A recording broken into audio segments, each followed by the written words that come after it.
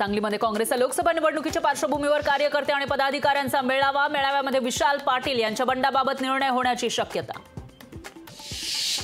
प्रचार गीतातील जय भवानी आणि हिंदू शब्दाच्या आक्षेपाबाबत फेरविचार करा। शिवसेना उद्धव बाळासाहेब ठाकरे पक्षाची निवडणूक आयोगाला विनंती। प्रचार गीताबाबत आज निवडणूक आयोगात सुनावणी।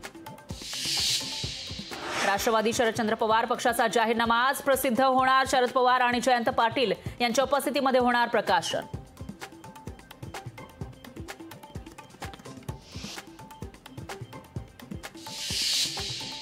मी तुमच्या शेतातला म्हसोबा, मला मत द्या। राजू शेट्टींची मतदारांना भावनिक साथ। सगळ्यांना चितपट करून लोकसभेत मीच जाणार। राजू शेट्टींनी व्यक्त केला विश्वास।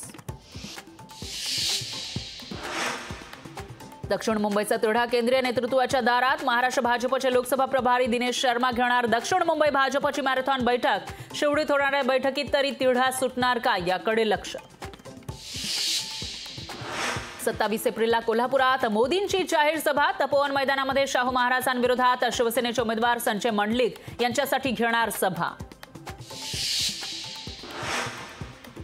पूनम महाजन पुन्हा सक्रिय। पूनम महाजन यांचे पोस्टर सोशल मीडियावर व्हायरल। उत्तर मध्य मुंबईसाठी शेलार, पराग, आळवणी यांच्या नावाची चर्चा। व्हीव्हीपॅट पावतीबाबत सुप्रीम कोर्टाने राखून ठेवला निकाल। निव्वळ संशयावरून निवडणूक यंत्रणेमध्ये हस्तक्षेपाची गरज नाही, सुप्रीम कोर्टाचं स्पष्टीकरण।